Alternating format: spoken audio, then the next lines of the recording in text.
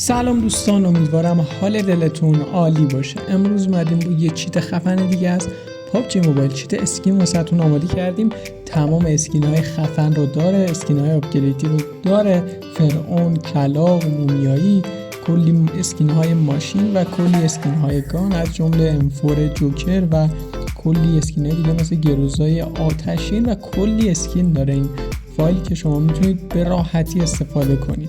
فقط توجه داشته باشید، تنها مشکلش اینه که داخل لابی بعضی از اسکیناش ممکنه که کار نکنن و بالا نرن، ولی وقتی اسکین رو داخل لابی بپوشید برید داخل مچ واسهتون بالا میاد اسکین رو بدون هیچ مشکلی و میتونید استفاده کنید. مثلا کلاغ رو ببینید، این افکت های گان ها رو همه رو داره، اسکین تمام گان ها رو داره، کیل مسیج ها رو هم داره. میبینید کیل مسیج کلاغ بالا میاد، مثلا اگه فرعون بپوشید کیل مسیج فرعون واسهتون بالا میاد و خیلی خفنه. کلی از ماشین ها رو هم داره. این فایل رو شما میتونید از کانال تلگرام ما دانلود کنید. لینک کانال تلگرام داخل کامنت ها واسهتون قرار داده شده، روش کلیک کنید وارد کانال تلگرام بشید و از فایل استفاده کنید. تمام آموزش ها هم کامل داخل کانال تلگرام هست. حتما ویدیو رو لایک کن و کانال رو هم ساب کن.